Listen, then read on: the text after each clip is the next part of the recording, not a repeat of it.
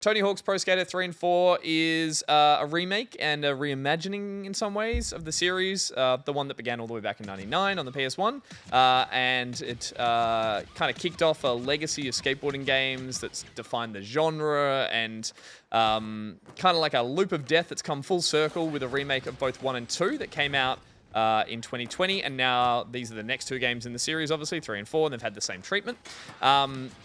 This is like updated graphics, there's a larger roster of skaters, reworked soundtrack, a few new elements, and there's a couple of glaring omissions that have caused some people to be not in love with it. I, however, love it a lot. If you've never played a Tony Hawk's game before, I don't know why you wouldn't, or have at least seen it. The gameplay is just made up of multiple stages or skate parks, and they each give you 2 minutes to complete a goal list, or as many of those goals as possible, and that'll open up new parks for you to explore. And then there's skating comps in some of them, and yeah, a whole laundry list of stuff you can do in each one of them. I loved this series growing up. I played all the Tony Hawk's games, so much so that I can't remember which level is from which one. Like, they all kind of blurred into a big, one big memory. So it's fun to get back and have 2 games to explore and try and remember that, oh yeah, these were from 3 and these were from 4. I instantly kind of fell back into a familiar groove with this game, and an equal frustration as well with playing it, and the sort of, again, knowing all the tricks and all the muscle memory is still there, but then there's also like crazy amount of frustration that comes from trying to land massive combos and remember where things are and getting stuck on geometry and stuff. Like, it is still an older game, but it still is a perfect skating game. Well, a perfect arcade skating game. First and foremost, as I said, that skating, it just feels exactly how I remember it played. I'm sure there's been some tightening under the hood of like exactly how the controls and input feel, but how they work, but they feel exactly the same. And as I mentioned, it is just literally like, I want to say riding a bike, but that doesn't make any sense here. But it is, because while I am a cruisy skater guy, I like my longboards and cruisy boards. I'm not a street skater, and so I never really got into doing tricks and all that kind of stuff. But in terms of being good at Tony Hawk games, I remember being good at them, and I kind of still am in the way that a lot of people are when they pick these controllers up again and like, holy crap, I remember everything here. But yeah, a lot of bad habits as well. A lot of the like start, restart, that kind of like, you get in that weird vicious loop of trying to complete this one goal and constantly, or trying to do one extra trick in a combo and ruining that combo, and you've got no one else to, you know, get angry at but yourself. So all of that frustration's still there, but I love it. It's a feeling I haven't had since playing, I guess, the Tony Hawk HD collection, which was terrible, which was back years ago, like 15 years ago, which was this weird kind of like best of. Ugh, land the trick dust. See, there's the quick restart. But yeah, this, along with 1 and 2, got great reviews and was received really, really well, as it remade the whole of those first 2 games and updated them, all that kind of stuff. The things that are good about this that I really like, visually, it looks great. Again, there's a bit of that weird nostalgia of me going, I think they always looked like this, didn't they? But I've gone back and watched some YouTube videos and they did not.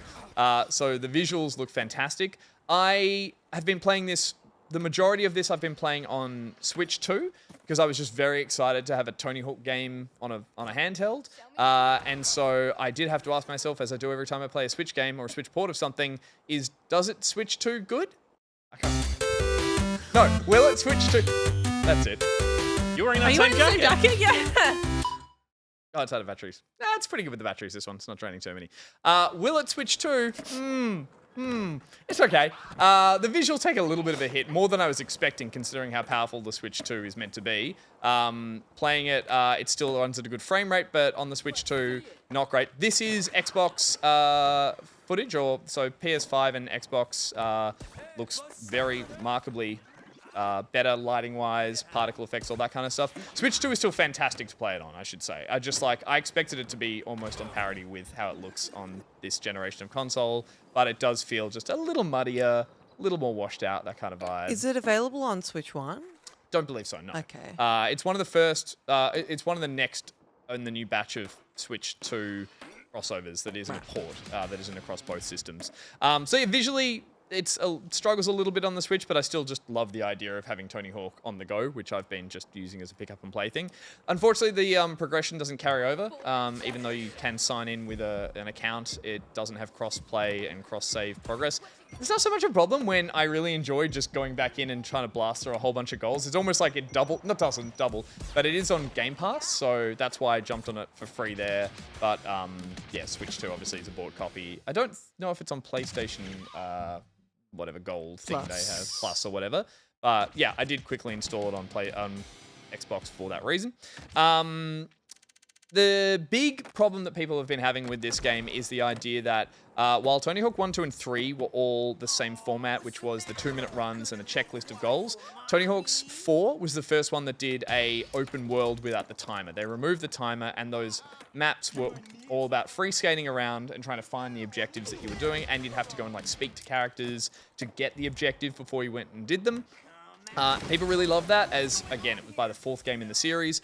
Here, what they've done is they've actually changed 4 into that 2-minute list checkoff thing.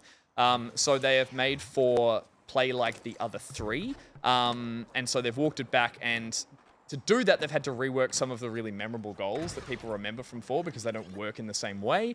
And they've had to change a little bit of how that works. And along with that, they've had to remove a couple of the parks that I don't know why, but also the developers, I'm going to say the name's Iron Galaxy. They also built 2 custom parks for this, the movie studio and the water slide park, and they're amazing. They're really, really good. So cool. As a sort of substitute, it's great. I don't mind the removal of the open world thing because I didn't like that in 4 so much, and I think it actually, it makes my, like, I don't want to say OCD. It makes my like neatness brain really happy that all 4 of these games now are all pretty much just these like level by level objectives. They all fit in the same kind of under the same umbrella of how this game series plays. For me, the open world stuff was in the Underground games, Thug 1 and 2, which were the ones that had all the jackass characters and was like this really stupid open world thing. I love that. You could get off your board and walk and climb and do all that kind of stuff. So for me, it didn't feel like a big loss with 4. And as I said, I really like how I can understand why the developers have packaged it this way, because it just ties a nice bow around all 4 games and makes them sit together, which again, I really, really like. But yeah, other than that, some people have mentioned that the soundtrack got updated because they couldn't get the rights to some of the old songs. So there's only a handful of, I think there's 10 songs from the originals. The rest are new ones. That's great for artists, and I think a lot of people can enjoy that. There are a few there that I would have loved to have heard. Some old Offspring, some old, like, I don't know if Blink-182, but like, yeah, there was some really, really good old AC/DC and stuff from the originals. That's not there. But yeah, otherwise, like, and I hope they do the open world stuff if they choose to remake the Thug games. And I hope they do, because there's been a big outpouring of love for this series, and I just want them to keep remaking them, because, yeah. Me too. There's awesome. obviously a Skate on the way. EA's answer to the Activision skateboarding genre.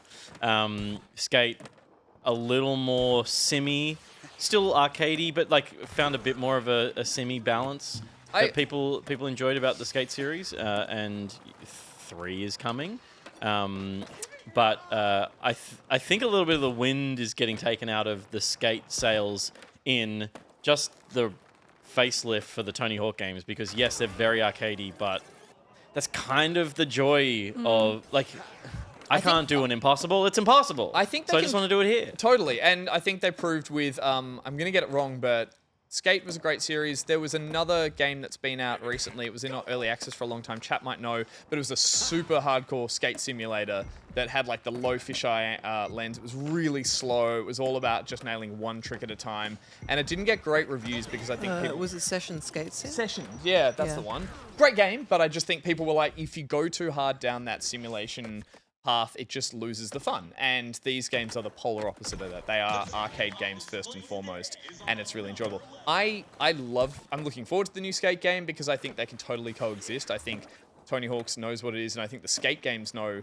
what they are in terms of like skirting the sim a bit, but they are still putting fun in there, their attitude. For sure. There's so much personality to skateboarding, and again, it's a culture I've never really been directly connected to outside of the games, but it's like how I learned about like Chad Musker and Rodney Mullins and all those skaters back in the 90s, and there's some amazing new skaters in there that I'm like learning about as I check out all the rosters. So I like that, including some Aussies. Yeah, I don't know them by name, but again, I want to by the end of it, like check the tournaments that I'm playing, and like I love the idea of being a skater and not actually being able to do a kickflip in real life. But that's just why they're fun, and yeah, this is a great one again. I like that they've put a little bow on it and said like, here's all 4 games.